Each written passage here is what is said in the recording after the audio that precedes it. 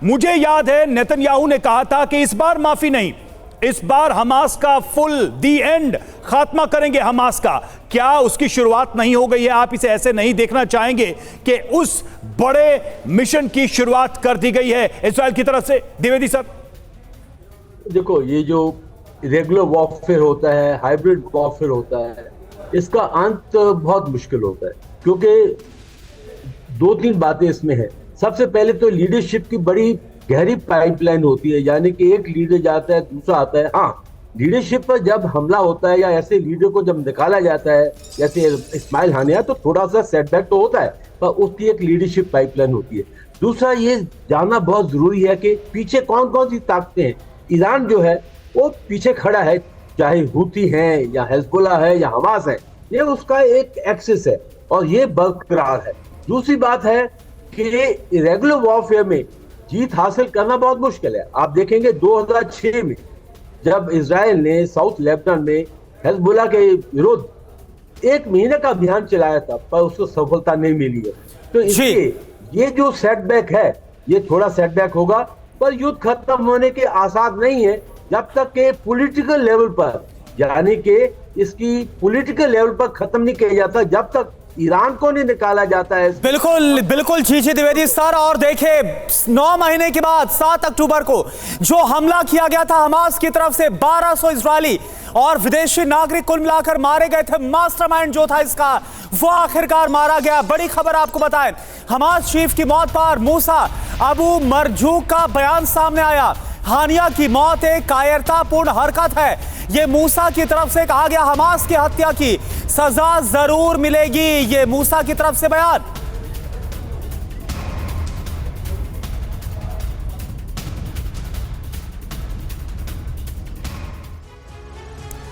और देखिए हानिया की मौत पर हमास ने क्या कहा, जल्दी से आपको वो भी बता देते हैं। तो इजराइल ने हानिया को धोखे से मारा, पहला बयान तो यही आया है। ये जो रिएक्शन है उसमें यह कहा गया कि धोखे से मारा गया, हानिया की मौत बहुत बड़ी शहादत है, ये कहा गया, ये रिएक्शन आया है। और देखिए हानिया अपने रब के पास हमेशा जिंदा रहेंगे, ये हमास की तरफ से बयान सामने आया है। ईरानी राष्ट्रपति की ताजपोशी में शामिल होना था, तेहरान पहुंचे हुए थे जहां पर इस हमले को अंजाम दिया गया। और इसके बाद इस्माइल हानिया जो कि हमास का पॉलिटिकल चीफ है, वो मारा गया है।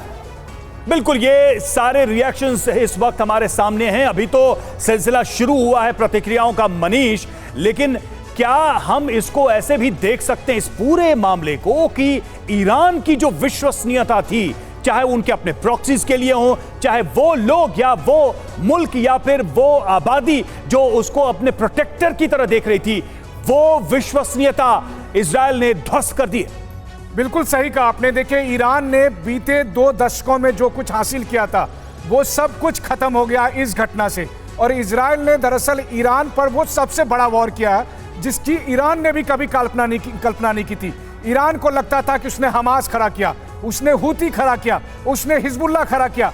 ईरान का सपना था कि वो इजराइल के हजार टुकड़े कर देगा, लेकिन इजराइल ने ईरान को वो झटका दिया जिसकी ईरान के IRGC, ईरान के सुप्रीम लीडर और ईरान के लोगों ने कभी नहीं सोचा था। ईरान की राजधानी तेहरान में जिस दिन ईरान के राष्ट्रपति का शपथ ग्रहण होता हो, जिस दिन दुनिया के तमाम मुल्क के नेता वहां पर मौजूद हो, उस दिन इस्माइल हानिया को उसी ठिकाने पर मारा जाना। और अब IRGC क्या कहती है, हम जांच कर रहे हैं कि कैसे होगा, कैसे हुआ, और उसके बाद हम बयान जारी करेंगे। तो ईरान के लिए, ईरान की प्रभुता के लिए यह सबसे बड़ा धक्का है। अब ईरान के सामने विकल्प यही है कि वो इजराइल के सामने खड़ा हो, तभी शायद वो ईरान की वो खोई इज्जत वापस आएगी, वरना मुस्लिम मुल्क भी उसे सम्मान नहीं देंगे।